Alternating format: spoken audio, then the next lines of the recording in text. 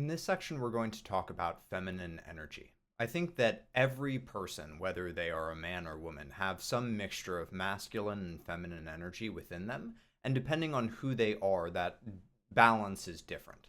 What I've personally come to understand about feminine energy is that it's sort of like water. It feels soft and gentle, and it can also erode giant boulders into sand.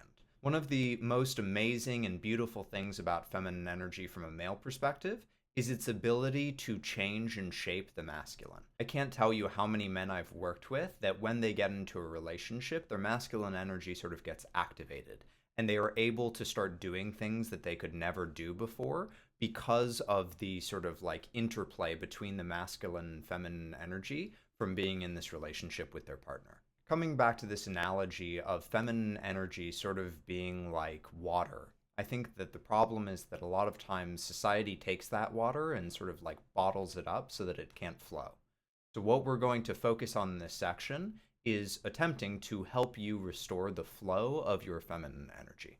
So the first thing before we get started, how do you think best? Some people think best by journaling, some people think best by sitting and staring at a wall, some people think best by going for a drive, by talking to someone. Once you've identified how you think best, we're going to take some time to think about what was it that made you feel disempowered in the first place. And in order to do this, we're going to use a method called thread hunting. So the idea of thread hunting is I want you to think about this problem like a ball of yarn. And you could point right to the center of the ball of yarn, but it's covered with all of these other layers of thread. And so you can't really see it, you can't really feel it. So the key is to find the end of the thread. The way that you know that you found the end of the thread is when you think about feeling disempowered in your life. Any memory that pops up that has some sort of emotional hit for you, that's the beginning of the thread. So take all the time that you need, close your eyes, and just practice sitting in the feeling that you get when you think about that event. Feel free to pause the video here if you need to.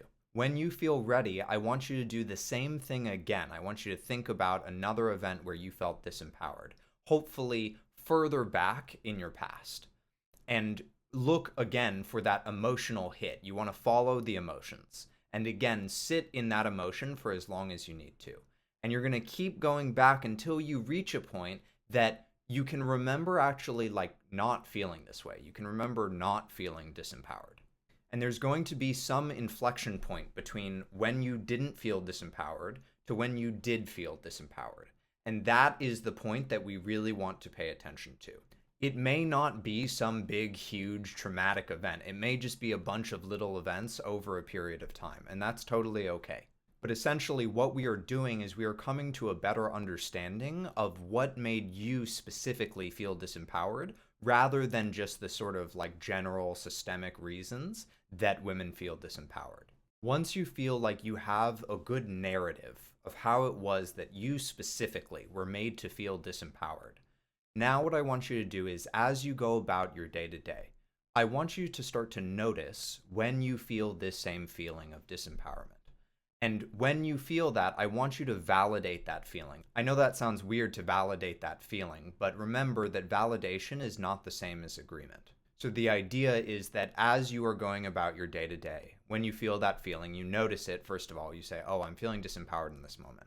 And then you validate yourself. You say, it makes a lot of sense that I feel disempowered right now because, and then fill in the blank with whatever narrative you just established. So just as an example, oh, it makes a lot of sense that I feel disempowered right now because my entire life growing up, I was surrounded by domineering men that didn't listen to me, didn't hear me, didn't respect me as a human being. And pay close attention to how that part of you that feels disempowered responds to that. As much as you can, you want to make that part of you feel heard and understood. What this is going to do is it's going to start to create a better relationship between you and this part of you that feels disempowered. That part of you is going to start to trust you over time. And once it starts to trust you, then we want to move on to the next exercise. The next exercise is essentially exposure therapy. So what we're going to practice is taking up space. So there's an infinite number of ways to take up space. Standing up for yourself, giving yourself the rest that you need, asking for a raise. There's all sorts of different examples, but think about what feels best for you in terms of the idea of taking up space. And then I want you to go out into the world and I want you to practice that. You can practice it in places that feel safe first. So, like if you are in a healthy relationship with a guy that you really love, practicing taking up space with him first, and then broadening that out more and more as you feel more and more comfortable and empowered. And then the most important part is that when you do that and you get a good result, so let's say that you ask for a raise and you get the raise, then the most important part is to show that to the part of yourself that feels disempowered. Because what we are doing is we are helping to rewrite this narrative that was written for you that you are small and powerless. And so by asking for the raise, getting the raise, and then showing this part of you like, hey, look, we stood up for ourselves, we took up space, and it was okay. In fact, we were actually rewarded for it. Slowly but surely, it will start to teach this part of you that it is actually okay to take up space. Now, don't get me wrong, as you do this, it is going to feel extremely uncomfortable, and those feelings should be felt and validated as well. The next exercise that I want to talk to you about is intentionally activating your feminine energy. There are lots of ways to activate your feminine energy, and it's going to be pretty independent to you, but I'll give you a few ideas to sort of get you started. So one thing that might activate your feminine energy is working out. Might help you feel like you're allowed to take up space. Another thing is doing your makeup or getting dressed up in a really pretty way that makes you feel beautiful and empowered. Another is being artistic or creative and allowing you to express yourself in the way that feels good and natural and intuitive for you. But take some time to think about what feels like a good way for you to express your feminine energy and start to practice that intentionally on a regular basis. And the final exercise that I want to teach you in this part of the course is a visualization meditation. So, when you're ready, close your eyes and sit up straight. And I want you to imagine a dam that is bursting with water. And I want you to notice how it feels to have all of that feminine energy, all of that water, stopped up behind that dam. Take as much time as you need to sit in that space. Again, feel free to pause the video if you need to here, to sit in those feelings of the water being backed up behind the dam. And then, whenever you're ready, I want you to imagine the wall of that dam lifting up and letting that water flow out. And as it flows out, I want you to imagine that it's flowing all throughout your body, that it sort of starts right in the center of your body as this sort of big ball of water. And it sort of flows out all throughout your body, throughout your torso, throughout your arms, throughout your legs, throughout your head, throughout your feet, throughout your fingers, throughout your toes. And as you feel this water, it's this warm, enriching water. Makes you feel powerful. And take as much time as you need to let it sort of fill your body, however fast it flows. And again, feel free to pause at any point in this video. And then when you're ready, I want you to imagine the energy, that warm, powerful, but gentle energy. I want you to imagine it radiating out of you. Just like an aura radiating on the outside of you.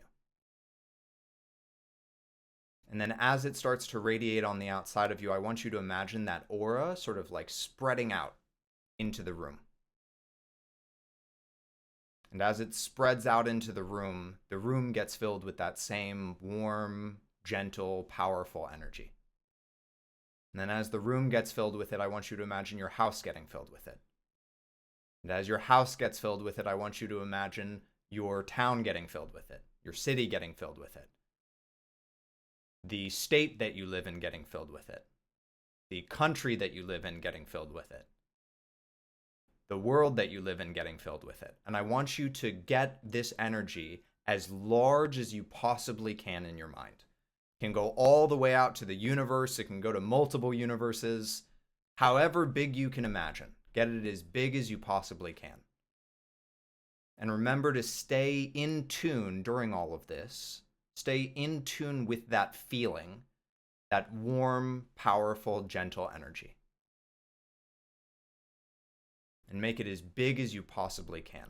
And just sit in that space for as long as feels good for you.